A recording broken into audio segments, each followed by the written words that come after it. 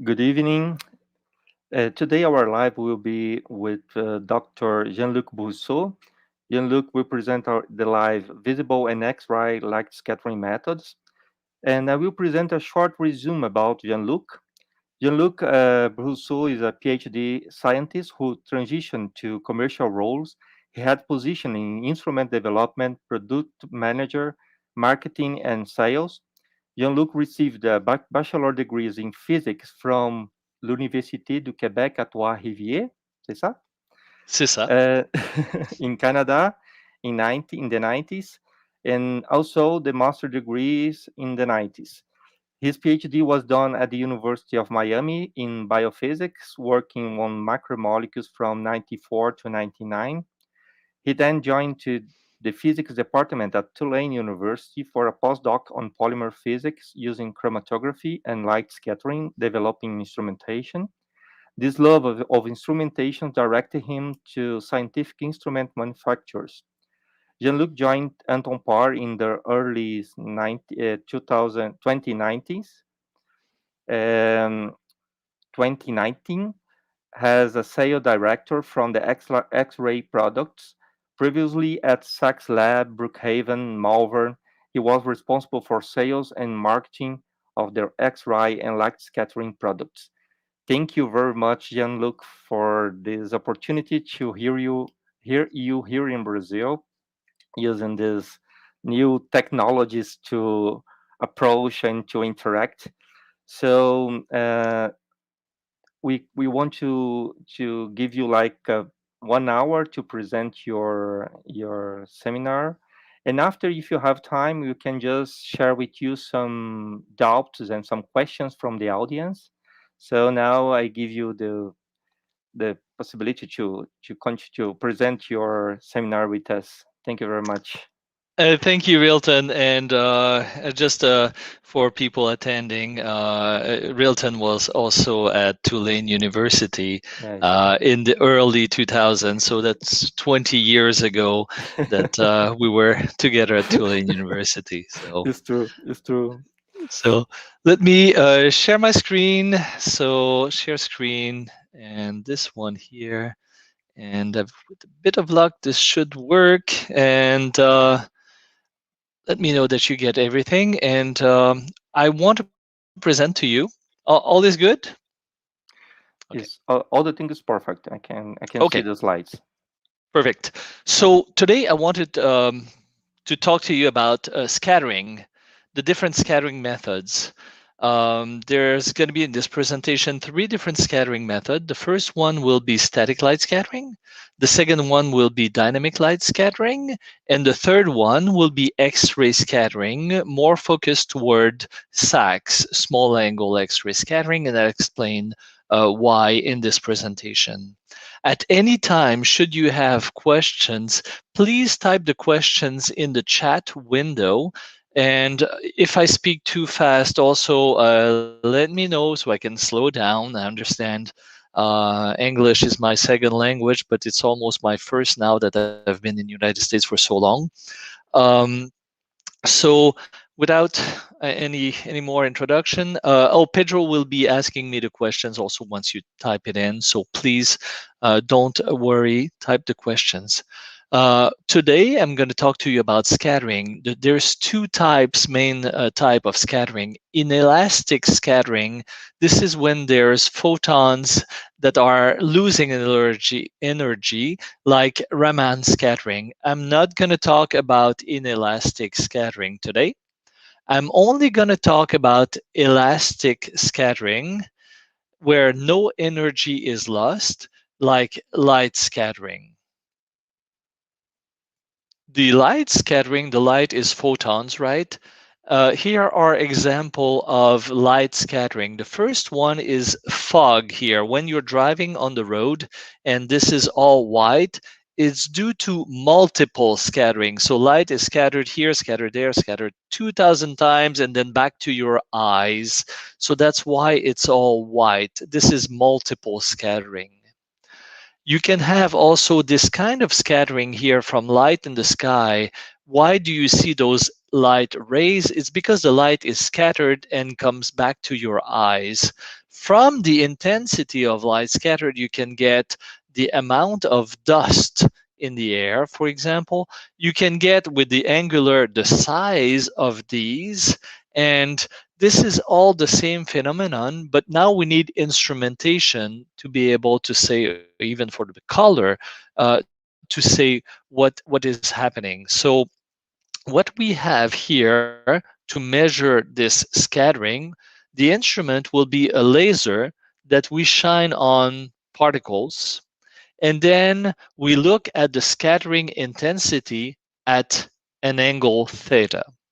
So here we can see a laser that is shined on a surface, and you can see the laser point here and scattering around.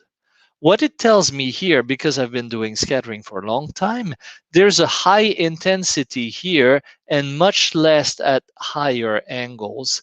This tells me that there are large features here that is scattering. If the intensity was the same or diminishing very little with the angle, it tells me it's very small scattering. So the intensity of light scattering tells about the static light scattering. So SLS, static light scattering. With static light scattering, you can get the molecular weight, which is weight average, M sub W, not MN, not MZ, MW. You can get the radius of gyration, R sub G.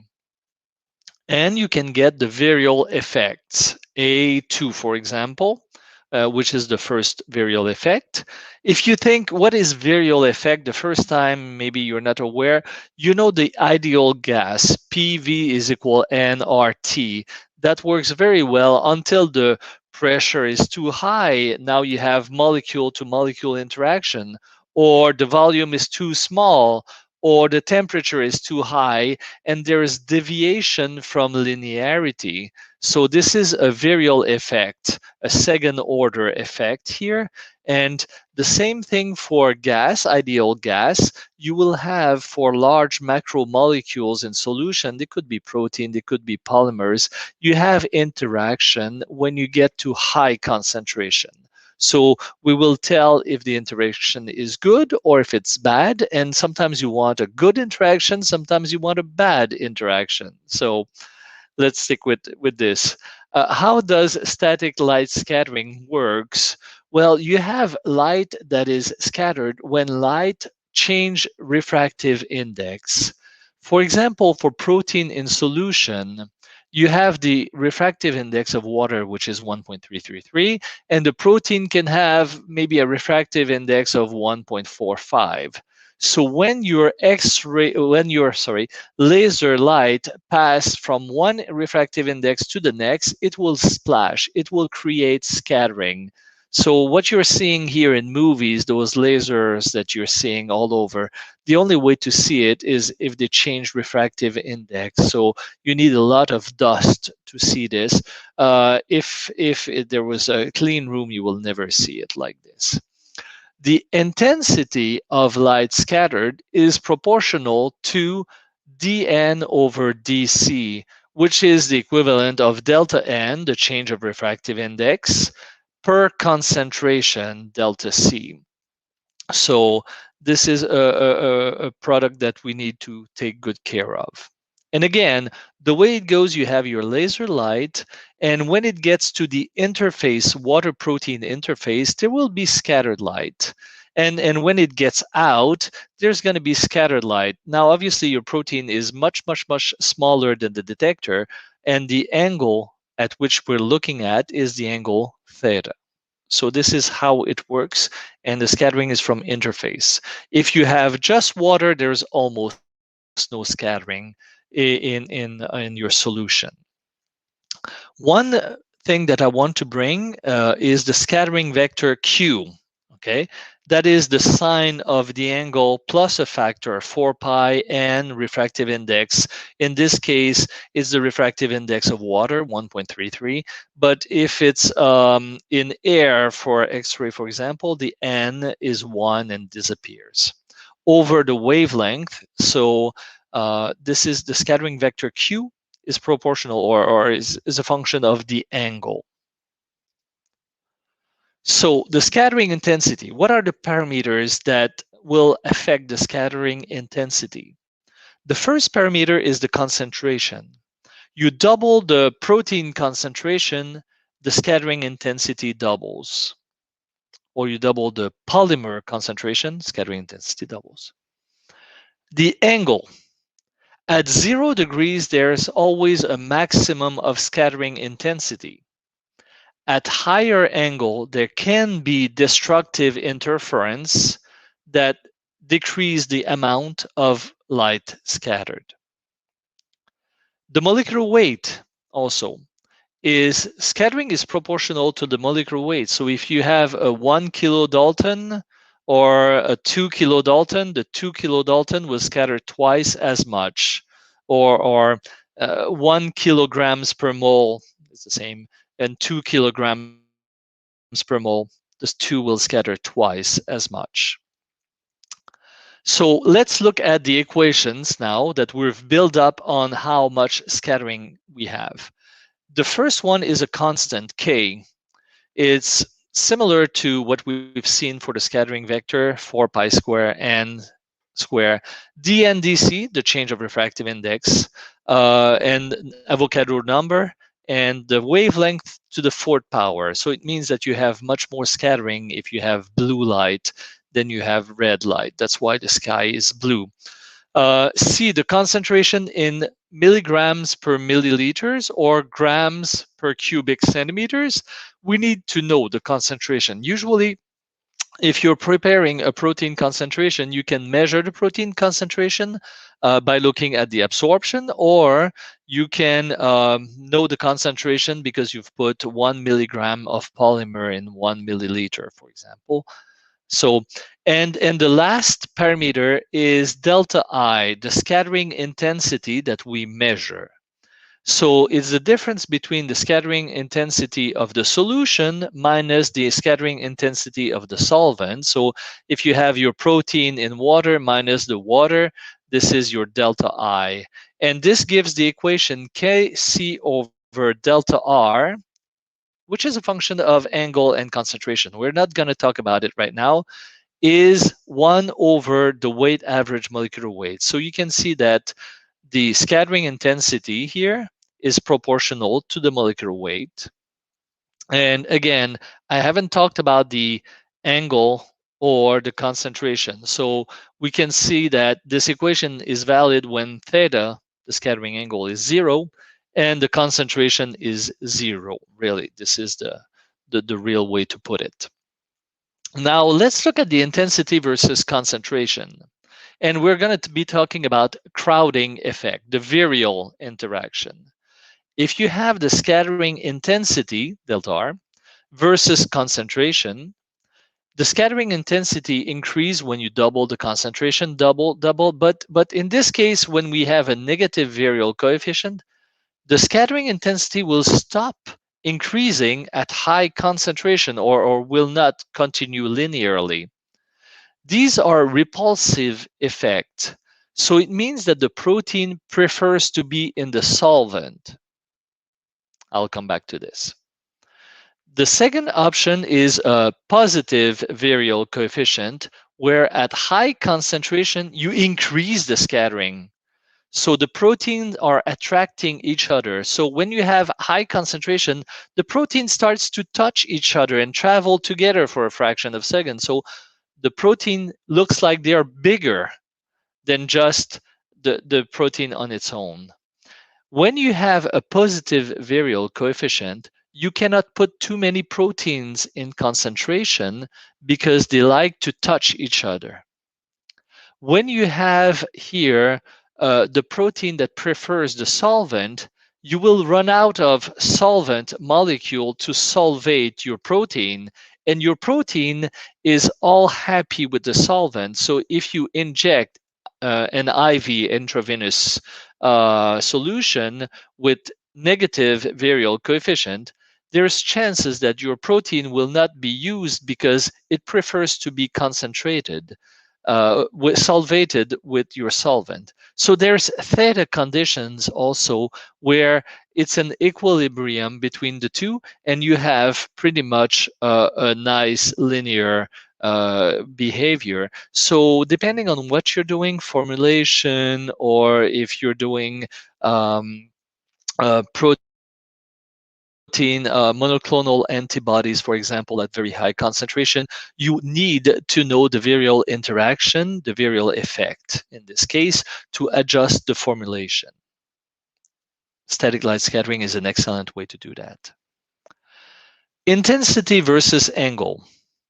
This is to measure R sub g, the radius of gyration.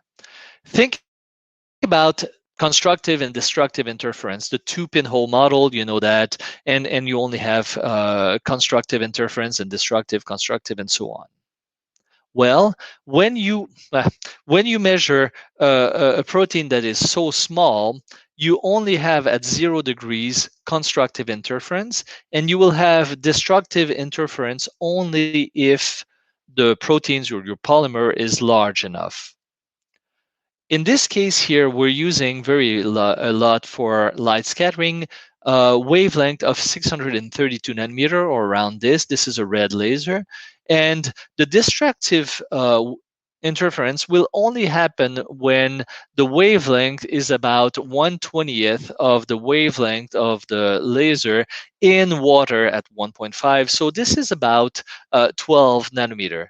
The scattering intensity versus the angle here will be constant if your polymer or protein is smaller than 12 nanometer.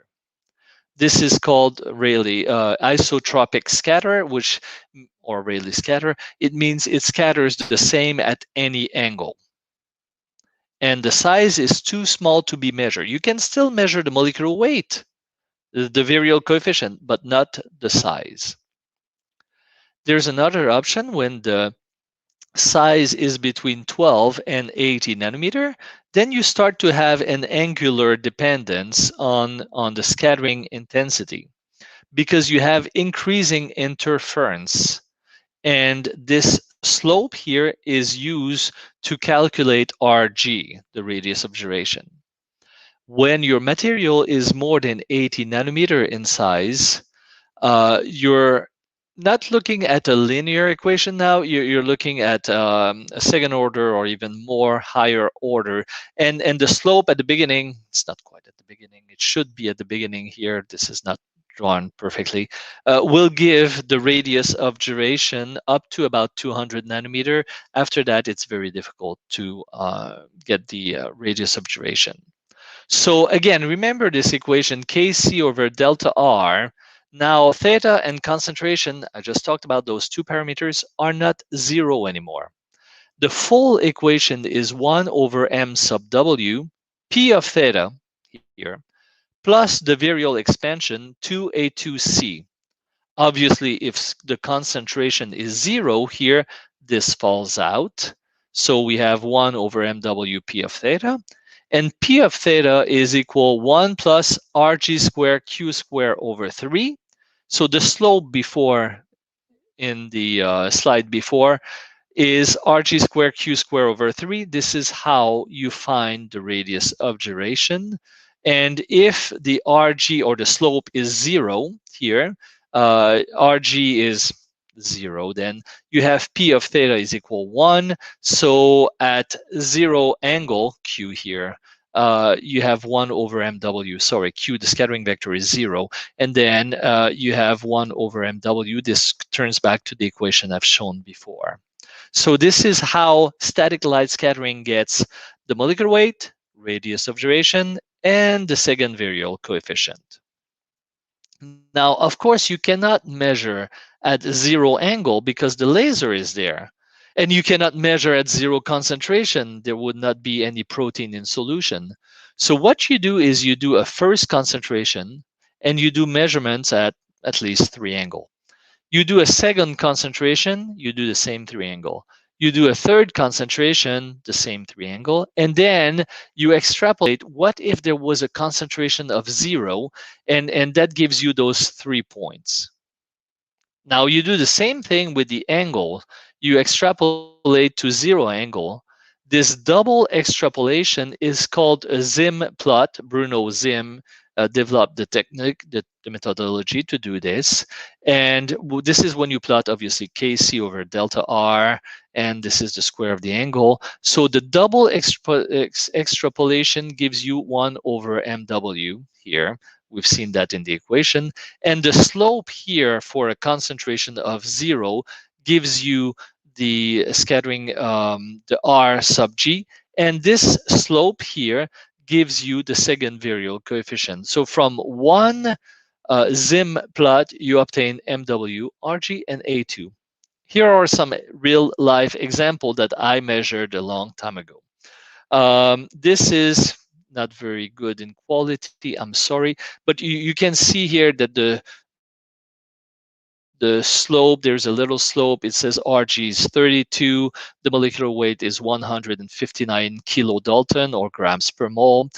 This one is better quality. You can clearly see that there is a dust here. The point here is not where it should belong, and this line is not very good. This is due to dust, but the software says the molecular weight when you extrapolate. The software does that. You can do it on your own manually. It's quite painful.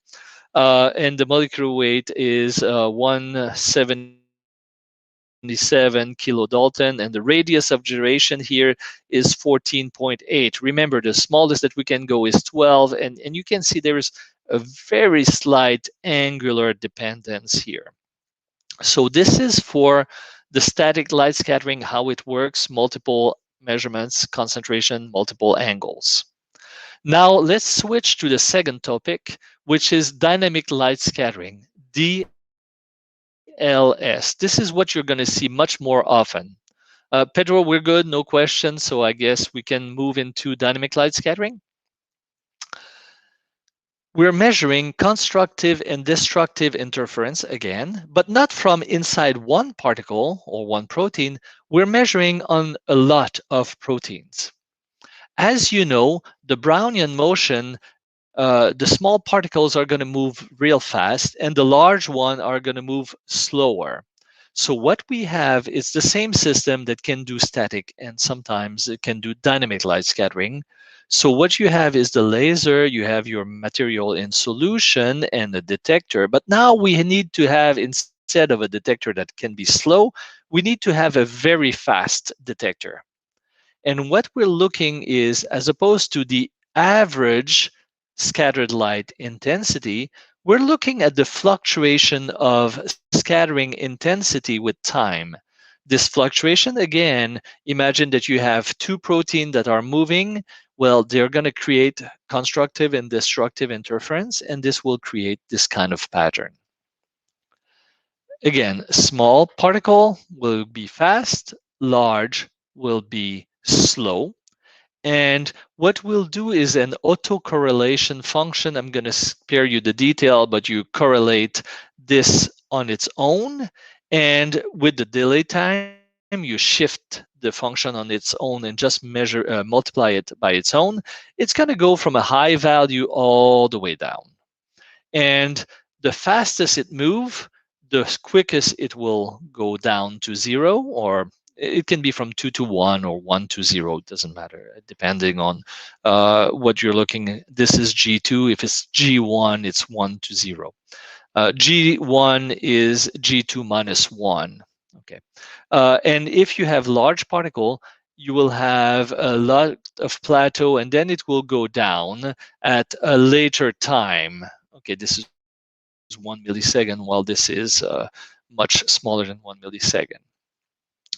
The way the equation for dynamic light scattering works is we're measuring the mean square displacement here, which is due to the diffusion coefficient times the time. The diffusion coefficient is the Boltzmann constant times over 6 pi. The viscosity, of course, if you're looking at material, the Brownian motion in something very viscous, it will be slowed down. So you need to know the viscosity. And the last here, the size, is the radius hydrodynamic, r sub h. It's not the same as the radius of gyration. I will explain. RH is the equivalent spherical size of a diffusing sphere. So imagine that you have something that is like this. It will not diffuse much this way. It will prefer to diffuse in its small size, and so the size measure will be closer to the smaller size than the longer size. RG, I didn't define it before, is the center of mass, the radius of all the points square, and the square root of that. This is a classic radius of gyration. And for a hard sphere, RG over RH is the square root of 3/5 that comes from the equations, which is roughly 0.775 RG over RH. For polymer, RG over RH can be 1.3, 1.5, 1.7. So you see sometimes RG will be smaller than RH. Sometimes RG will be bigger than RH. This tells you how compact your material is. If you have a protein, you're expecting something close to 0.775. If you have a flexible protein, you're going to have 0.8, 0.9. And when you have polymers, if you have a stiff polymer, you have 1.4. If you have a very loose polymer, you will have maybe 1.7. So these are different values that you can use. This is the complementarity between static light scattering and dynamic light scattering. So this is all I want to say about dynamic light scattering at this point. There will be a question toward the end. I'm going to show more information about dynamic light scattering, which is a very, very popular technique. The next part, the third part, is on X-ray scattering. Now, don't get scared. X-ray are photons, also the same way as light, right? But instead of being 600 nanometer, we're going to be at 0.15 nanometer, so much smaller photons. A bit later, I'm going to show you about synchrotron. And synchrotron produce energy from the infrared to the gamma rays, so all kind. But for X-ray scattering, usually people will tune the radiation or the X-ray, the photons, at about 154 picometers or 0.15 nanometer. And just for your information, a carbon-carbon length, if you have a single bond, it's exactly 154, also the same wavelength. Double bonds are smaller, triple bonds are even smaller. But this is on the order of a chemical bond, the wavelength, and this is from copper excitation, the K alpha. So this is very often the wavelength that is used for organic material. The difference with X-ray, unlike light, weak X-ray like this one, like copper, is absorbed by air. So the material needs to be, or the X-ray needs to travel in vacuum, or else there's too much interference. The sample can be in air, but you want to have a very small sample. And the X-ray is so weak that it will only cross maybe 1 or 2 millimeter of water. If it's more than that, there is not enough X-ray that will go through for the copper. The optics for X-ray is not like visible optics. So it's Bragg's reflections and slits. So the whole optic concept I'm going to introduce is different. The detector also, you cannot just send X-ray into a cell phone camera and this will not work. So it's a hybrid photon counters camera. The X-ray is the perfect wavelength for destructive interference, also because it's the interatomic distance. And the scattering is not due to the DN-DC that we've seen, the change of concentration. The scattering is due to the electron density. So hydrogen will not scatter much. carbon will scatter more, and if you have gold nanoparticle, gold has so many electrons that you will have a lot of scattering. Okay, at high angle, instead of going into seeing the small particle, now we're seeing atomic resolution, which is great from crystals. So high angle X-ray scattering or wide angle X-ray scattering is called wax. It's similar to XRD, X-ray diffraction, and this is an X-ray diffractometer from Anton Paar that we just introduced a few days ago. So this technique is XRD. I'm not going to talk about XRD because we're not looking at particle. We're looking at crystal repeating patterns and sub-nanometer material. So what I'm going to be talking about is small angle X-ray scattering, SAX. Small angle are used to probe larger thing than the wavelength. So with SAX, you can measure sub-nanometer to 600 nanometer or even more, maybe a few micrometers. And it's ideal for protein and nanoparticles because it's not going to disturb the material. It's going to give you even more information than light scattering. It's a bit more difficult to do. Where do you do SAX? Well, you can go to Campinas, and this is the synchrotron here that you guys have in Campinas, and you can ask for some beam time. The way it works, there's particles that are going pretty much the speed of light, 99.999 something, the speed of light around this ring, and every time they're changed direction, there's emission of light, then there's monochromators and all this, and then you can do your SAX experiments there. They have a couple of SAX line already at this new synchrotron. This is a picture I took again. This is a Campinas. I guess everybody knows that it's about 2 hours north of São Paulo. And this is the Sirius. This is a photo I took when I was there a couple of years ago. And you can see here, this will be the beam here. They will build the chamber for X-ray reflectivity or xanes or all kind of measurements. And all it is a very, very high light source. And I zoomed on this little part here, and you can see this was patched here, but this is where the light will come out, the X-ray photons will come out, and they will put all the equipment in here. So a very nice facility that you have there. And this is one of the SAX line here. You can tell there's people back there here. This is 35 meter, I want to say.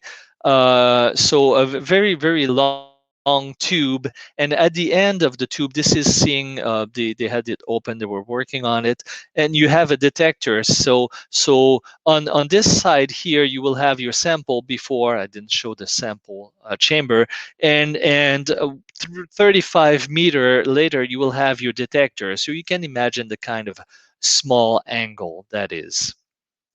Okay, this is the general schematic of a modern SAX system. So you have the source and monochromator, and then you have slits to make sure the beam is real small. You have 2 of those, standard optics. Then you have the sample, and then you have the scattering from your sample. You usually use a beam stop or beam attenuator because you do not want to send all the X-ray to the detector. It will die if you do that. And then you have scattering intensity that is recorded by the detector. Now you can change. If you notice, let me go back a couple. This here is folded, so the detector can be all the way at the end, or it can move all the way here, depending if you want to have SAX here or maybe even wax here. On SAX here, you can go, and we're talking angles from 0.007 or even lower to 0.2 degrees. And the Q range is here, 4 pi over lambda sine of the angle. We have the angle here. So the Q range is 0.01 to maybe 0.27 nanometer. And that gives us a size range because the size is 2 pi over Q. So 2 pi is 6. divided by 0.01, that's 600, and 2 pi divided by 0.27 is 22. So when the detector is very far, you can measure particles from 600 nanometer down to 22 nanometer. What if you have something smaller than this? Well, you can move the detector closer to the sample. In this case, for example, you can measure 40 to 0.08 nanometers. So you can do 2 successive measurements, or you can have 2 detector, one that is at higher angle, one that is low angle, and so on to do the measurement. But the take-home message, the size is 2 pi over q, and this is how SACS works by changing the sample to detector distance, SDD. Here is an instrument. So you can go to Campinas, or there's already a few of those in Brazil. These are lab instruments. So you have the source, slit 1 that is here, slit 2 that is here, the sample goes here, and the detector will move inside the vacuum box here. So everything is under vacuum, and these instruments will take more times. There is less photons than the synchrotron, but they're less expensive than the synchrotron also. So this is the SACS point that I'm showing there, that you can do all kind of measurements of your proteins or particles. And the way it works, you have the detector here, you will have the scattering intensity. In the case of this detector, you don't need a beam stop. The photons are there's not a lot of photons, and you have the center of the beam at theta is equal to 0, and you have less photons outside, and the software will do what is called a data reduction. So you go from a 2D image and you integrate, and you have the intensity versus angle here. So there's a lot of intensity here, much less there, and this is not a straight line, and there's a bit of a curved line here, and all the calculation comes from this intensity versus angle in SACS. So this is a real detector here. This is at synchrotron, so we've put a beam stop, and the intensity has peaks. You can see those rings here, obviously, and those peaks are repeated patterns that is scattering.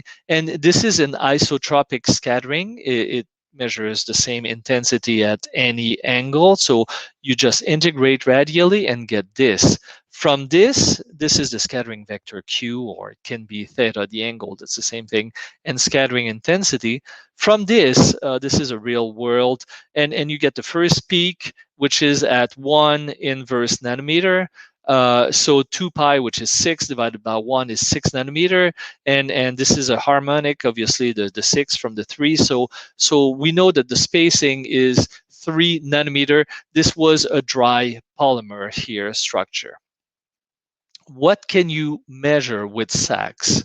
Same way, you're measuring scattering intensity. So you measure RG, which is the exact same thing as static light scattering that we talked about before. Same thing for A2, same thing for M sub W. But you can also measure protein folding, protein flexibility, domains of proteins. I'll show you examples. You can measure fibrils. Neurodegenerative disease are coming from fibrils very often. It's a repeating unit. You can get the kind of spacing, the percentage of fibrils, and all this.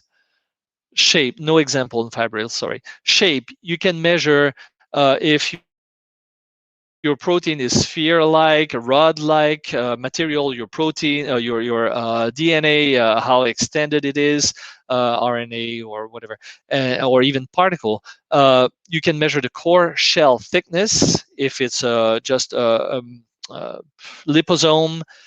You can measure the protein envelope. I'm going to show you a monoclonal antibody where you measure and you see the protein really in there. You can clearly see it's a monoclonal. Or at least an antibody. You can measure the porosity also of material because the X-ray goes through your material should you work with catalyst and things like that. You can measure the crystallinity and the percentage of crystallinity. How are we doing in time? 39? Okay. And much more. So here is an example of R sub G, the radius of gyration. Remember the previous one, we had 3, 4 points. This is the angle here, and this is the log of the intensity. It's nice because when you work in log space, everything is linear here, the curve here. And you can see you have much more point and much more information. In this case, the radius of gyration of this protein is 2.6 nanometer 00. And the uncertainty on this is 0.00065. So yeah, this is the real radius of gyration. So if there's any change of conformation, or if your protein starts to open up with temperature, you will see it right away. You can measure the Kratty plot. Again, the scattering intensity versus Q. Now what you do is you measure instead Q square I versus Q. Okay. Or RGQ square I versus RGQ. And if you have a nice, like this blue curve here, it means that you have a globular protein. You can see here those 3 or 4 are nice globular protein. And if you have a second hump here, this will happen all the time with antibodies, because it's like a Y or 3 parts. So you have like 3 domain, and your antibody will have a hump like this. And if you have like the red one here that is going up, this is a flexible protein, or it has it can be a multi-domain flexible or partially flexible protein. And if your protein is unfolded, the curve will go up. So a quick measurement, no calculation, you plot the intensity versus Q, or Q square I versus Q, and that tells you how your protein is. Is there a dangling bond at the end, or things like that? So a lot of information. This is a protein envelope measurement I was telling you about. And this is, again, the intensity versus Q. And the square, the line has squiggles here. It's hard to see. I've seen so many of those that you get used to, and you think, oh, this is real good. And you see this blue, baby blue space filling.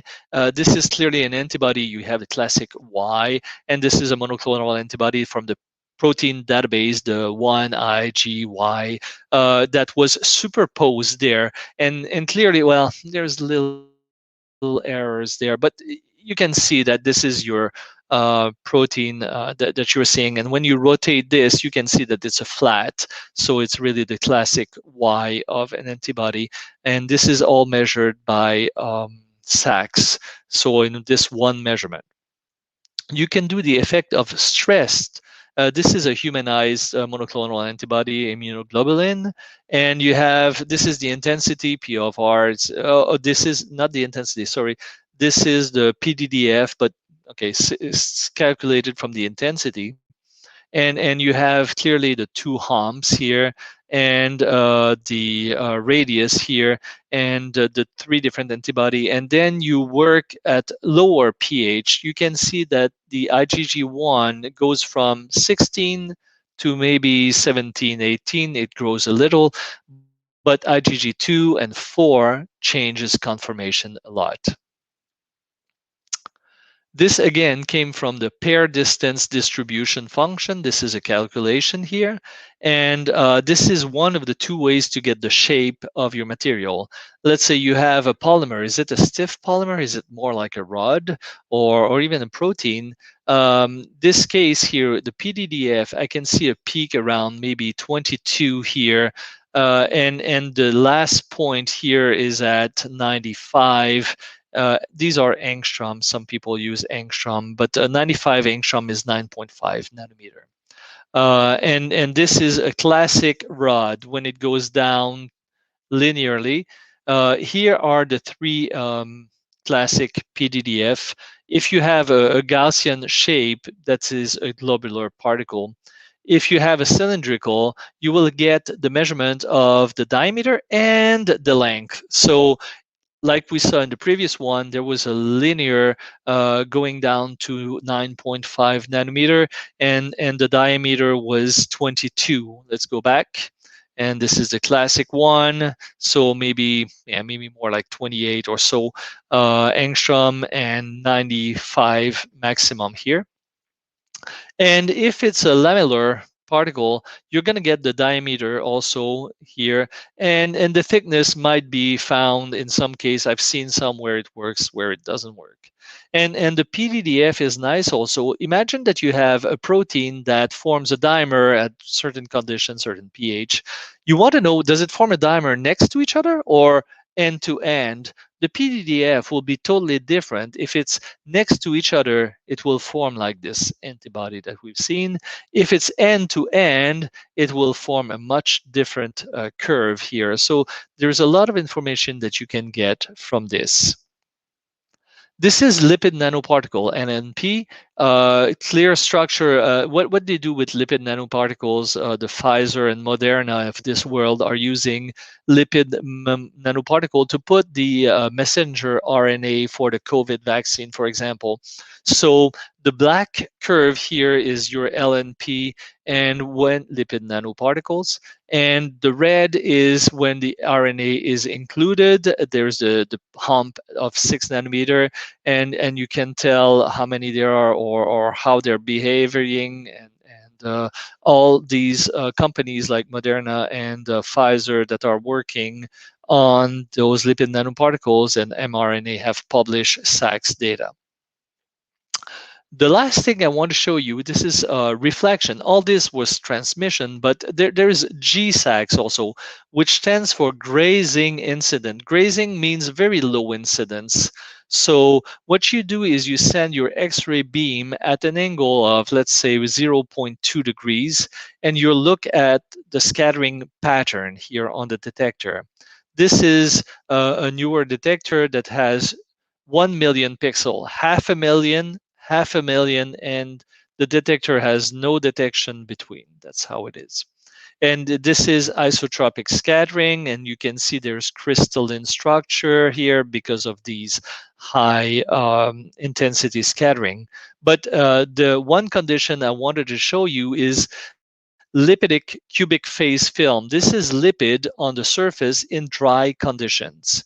And you can see isotropic scattering. So your lipids are dry. And when there's less than 2 minutes of humid air, this is the scattering that is seen. This peak, peak in humid condition, which means that all your lipids have nicely formed ordinate scattering, and we can get the spacing and all kind of information from this. Okay, this is what I wanted to show you. And for the scattering, static, dynamic, and X-ray. I received a question already, so I'm going to address this one. This one was more on dynamic light scattering, and the next 5 slides or so are going to be about this question. What are the major implications that editors of international journals have for academic paper using DLS, dynamic light scattering, and the methodology? What can be done to minimize bottlenecks and speed up the process of publishing an article? So I understand that when you submit a paper, they will ask you maybe to do some dynamic light scattering. There's a lot of dynamic light scattering instrument around. You can go and do the measurements. Are these good measurements? It's always the question. So what I showed is the pitfalls or the problems that can occur. Again, the correlation function is used, this here, doesn't lie.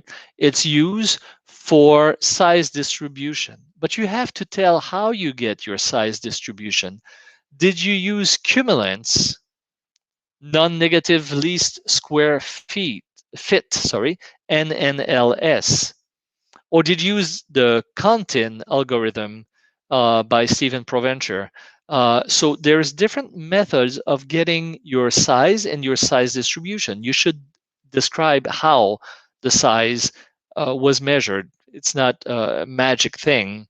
So the way it goes to get the fit, the software will try to fit multiple exponential decays on this. So there's discrete exponential decays.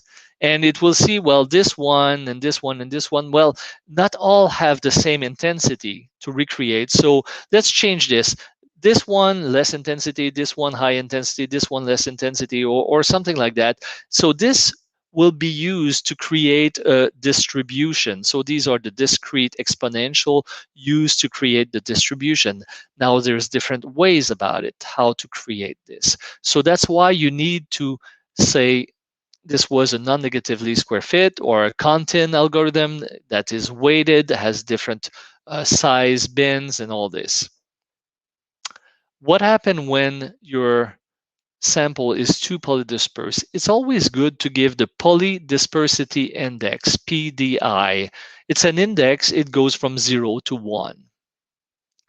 If you have a value that is more than 0.5, it is too polydispersed to give a distribution. So your G2, for example, will go from high down, but instead of going quickly down, it will, I did not find a good example, so I just had to draw this. It will go down very, very slowly. So now you can imagine that there's exponential decays here, here, here, here, here, here, here, all kind of exponential decay. So it should look like this. So it goes from 1 nanometer to 1 micron. But DLS cannot do that. The algorithm cannot do that, give you one large distribution. So it will give you false peaks. When you have more than 2 peaks, there's a telltale that something is wrong. And if it goes especially from 1 nanometer to 1,000 nanometer, something is wrong with your, and this is where if you publish something like that or they ask you to give you your data, they will right away tell you something is wrong. So be careful when you have multiple peaks, maybe 2 peaks. If it's repeatable, that's good. Try to keep the dynamic light scattering measurement on smaller dispersity. Try to keep this curve to go down very quickly. Okay. One other thing also that you should check is for the intercept. This is G1, so it goes from 1 to 0. G2 was going from 2 to 1. But it does not go from 1 to 0 in this case. I found this on the internet. This is the autocorrelation function of lysozyme monomer at 0.1 milligram per milliliter. The concentration is probably too low for lysozyme that is a low molecular weight sample. So it goes down here, but the intercept is not very good. So just be careful about the correlation function. Try to get a value that is higher. Next slide, I'll tell you how. Also, when you present a distribution like this is very, very, very narrow. This is, you have to say if it's Z-weighted, mass-weighted, or number-weighted.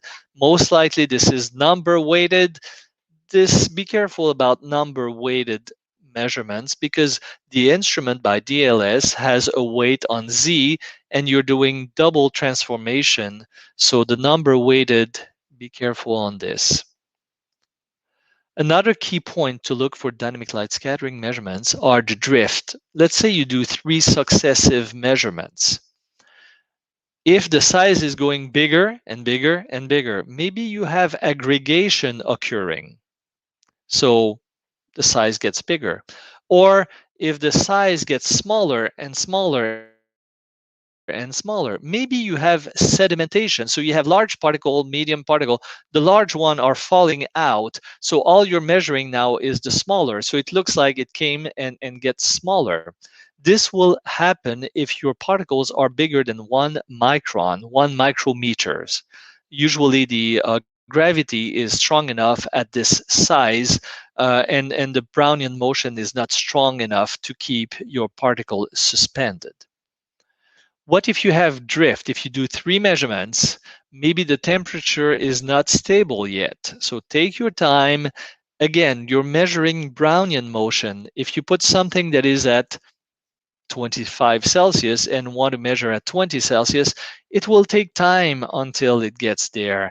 Give it 2, 5, 10 minutes and then start the measurements.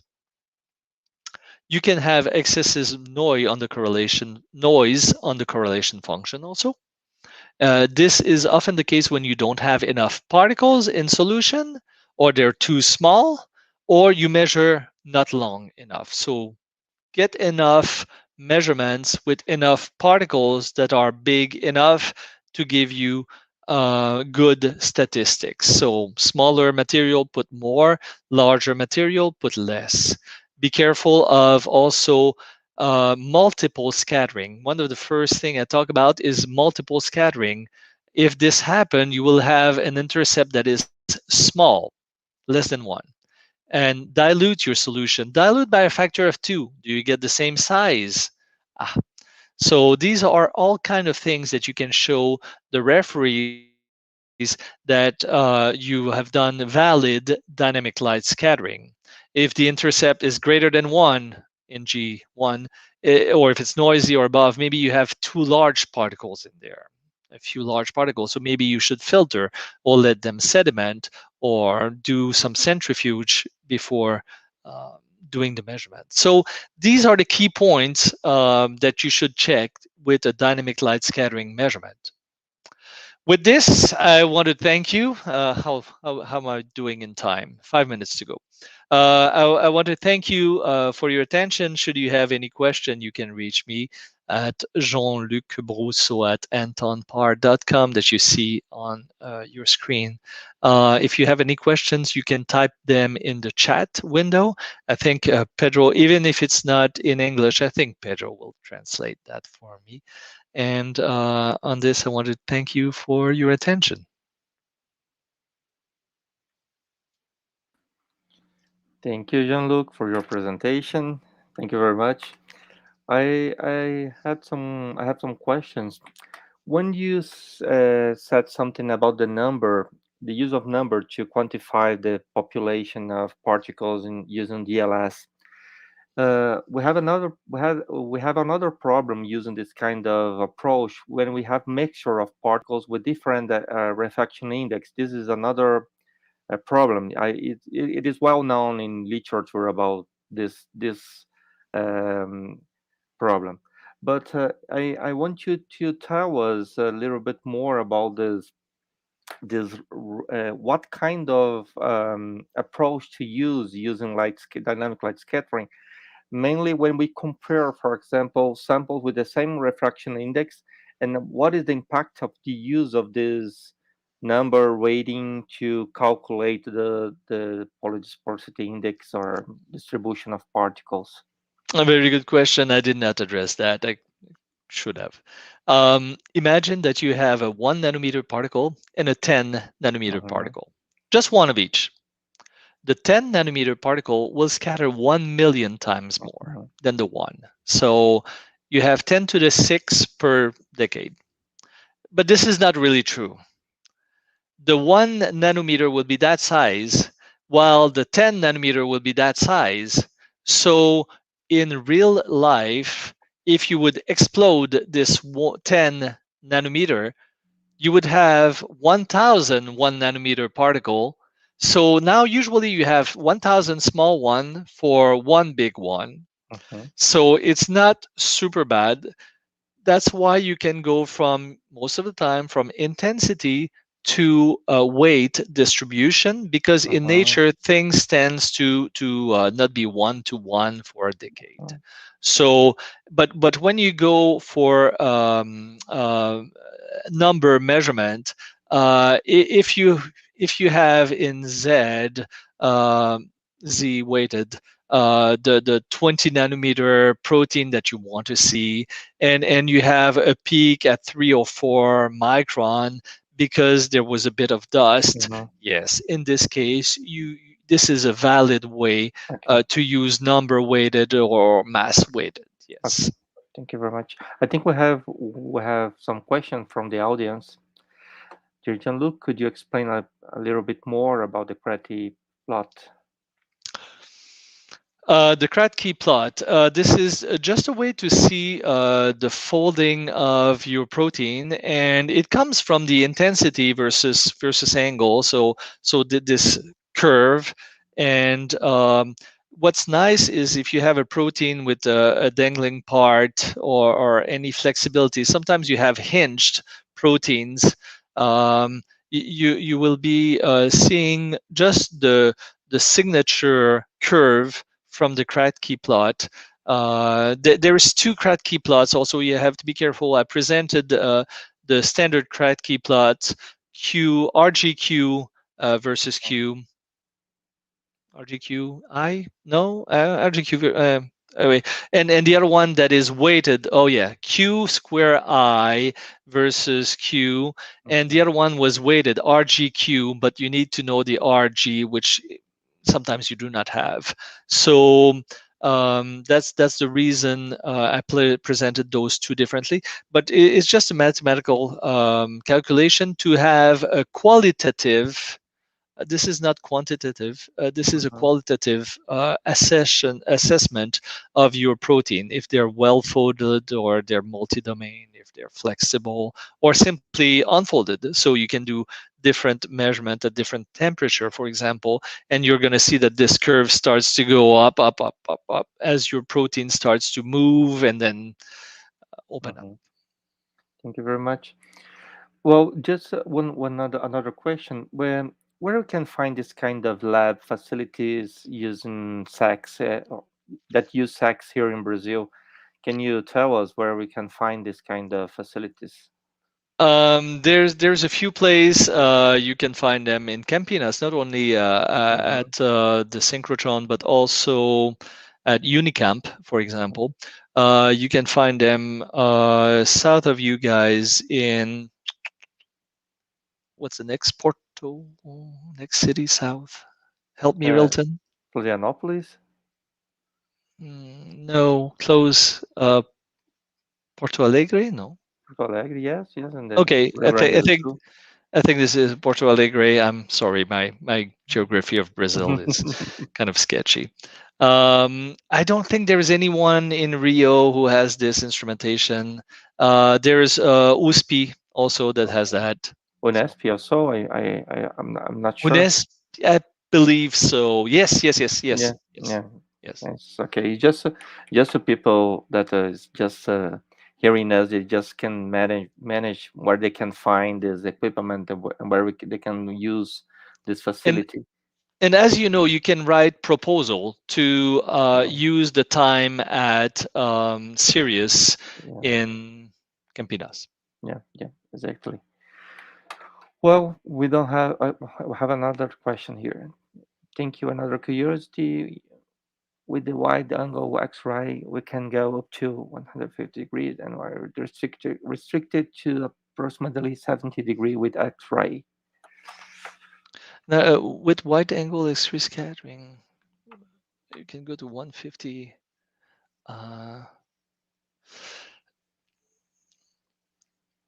Yes, very good question. Very good question. The way it goes, let's say you have your X-ray here, or even your light. Let's go light scattering. So you measure from a very low angle all the way to 180 degrees, right? With X-ray, you measure and you can go to close to 90 degrees usually. I think the instrument, I may have wrote 70, but it's more like close to 90, 77 or something like that angle. There's not very much need to go higher than that. Already when you go to 45 degrees, you're probing, first your wavelength is 1.5 angstrom or 0.15 nanometer, and your bond length is 0.15. So once you start to go higher than that, you're going to see even smaller and smaller things that are pretty much meaningless with this wavelength. So usually it's enough, and there's no need to go with your X-ray detector to higher angle. I've never seen that. I don't know why would somebody use that to probe things that would be even smaller. I don't know. Thank you very much. I don't think we have another question from the audience, so we want to say thank you very much, Jean-Luc, for your seminar and for your presentation here with us today. Thank you for the invite. We want to say thank you in the name of our research group and in the name of other people that just joined to us tonight. And we will keep this live open for all the people that want to see. And thank you very much again. I will, if you want to say something just to finish this presentation, please. Well, no, thank you everybody for your time. If you have any questions, I love talking about scattering. I've been doing that for 20 some years, Wilton, as you know, and it's always good. Thank you. And Okay, thank you very much. thanks. Good night.